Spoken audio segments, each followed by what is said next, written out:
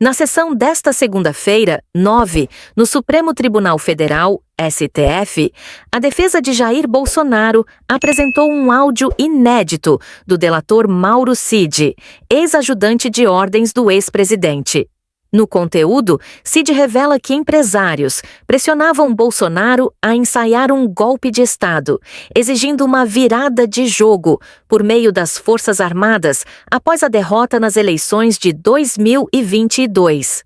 Pesa menção a figuras como Luciano Hang, Mayer Negri e outros magnatas do agronegócio cobrando intervenção militar. A revelação causou forte repercussão no plenário, onde o ministro relator Alexandre de Moraes reagiu com ironia contida, observando o tom quase conspiratório do áudio, ao mesmo tempo em que convocou as defesas a explicarem as circunstâncias dessas gravações.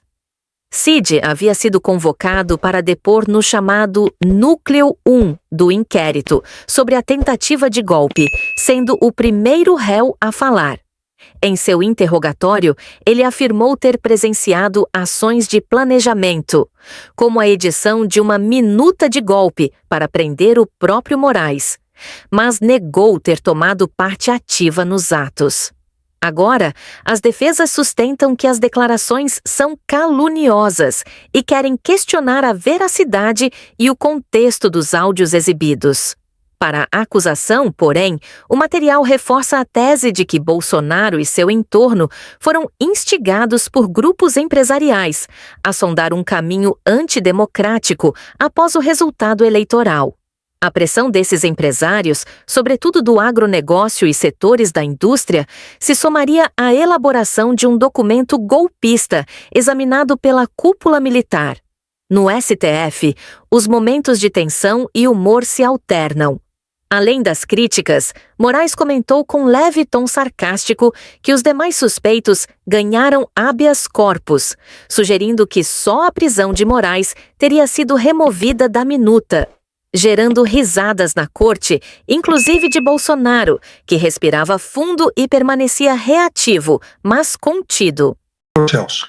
Ministro, à luz da resposta dele, eu tenho um áudio aqui do telefone dele que está nos autos. Posso colocar? Por favor. Porque eu não sei. Ô, general, bom dia. Ontem o presidente, eu senti que ele já praticamente, acho que desistiu de qualquer coisa ou de qualquer ação mais contundente.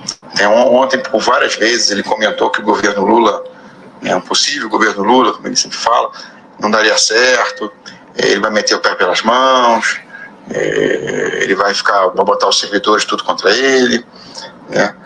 Tanto que ontem ele comentou e pediu para deixar tudo andar em termos de relatório, que não quer que ninguém fique pressionando nada. Ele conversou bastante tempo com o Valdemar também, ontem no começo da tarde. Ontem o general Pazuello esteve com ele dando sugestões, ideias de como ele podia, de alguma forma, tocar o artigo 142, alguma coisa assim. Ele me conversou, não quis nem saber, não deu bola, para que o general Pazuello estava levando para ele. Também deixou o general Paulo Sérgio tranquilo com relação ao prazo de entrega e o que vai ser escrito no relatório. Inclusive, deu até a entender que o que tiver lá tá bom, o que escrever tá ótimo. O próprio aquele outro relatório da IVL, que deve estar saindo também, ele não quis pressionar o Valdemar, deixou rodar, E na conversa que ele teve depois com os empresários, ele tava o Hang, tava aquele cara da Centauro, tava o Meia Nigre, ele tava o cara do Coco Bambu também. Ele também, que falou, o governo Lula vai cair de podre, E o pessoal ficou um pouco de moral baixa, porque os empresários estavam querendo pressionar o presidente, a pressionar o MD a fazer um relatório contundente, duro, para virar jogo, aqueles negócios. E ele mesmo já descaracterizou e já falou que talvez os empresários, vocês que vão se prejudicar muito com o Lula.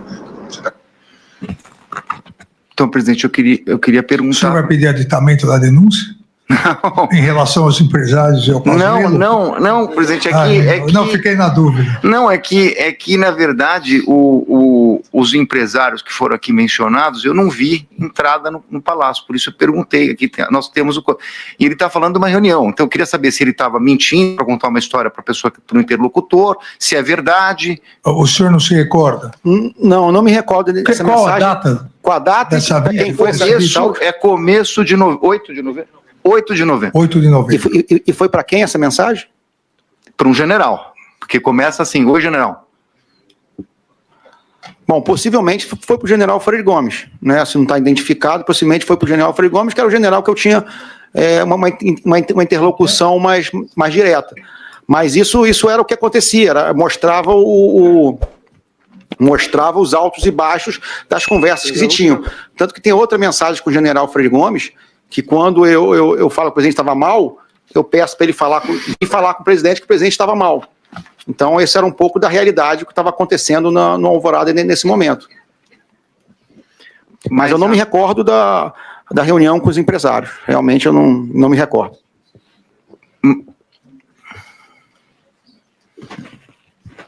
Mas a minha pergunta, ministro, é mais direta. Se ele disse que não houve a reunião... Não, ele disse que ele não se recorda. Pode ter ocorrido a reunião. Pode ter ocorrido? Pode. O presidente ia se reunir com várias pessoas, eu não vou lembrar, 2 meses de agenda. Até Foi exatamente por isso que eu perguntei se ele ficava 24 por 24. Não, normalmente eu ficava, só que nesse período, qual foi a data, ministro? 8 de novembro. Não, 8 de novembro eu estava lá. 8 de novembro eu estava. 8 de novembro. 8 de novembro eu estava lá. É porque nesse período também eu passei 4 semanas fora. Então, por mais que eu não estivesse acompanhando, eu tinha contato, eu ligava para os outros ajudantes para saber o que estava acontecendo. Mas pode ter acontecido a reunião e não tem como lembrar de 8 semanas de reunião pós-eleição. Esse áudio consta no relatório de análise da Polícia Judiciária 4401196, juntado aos autos.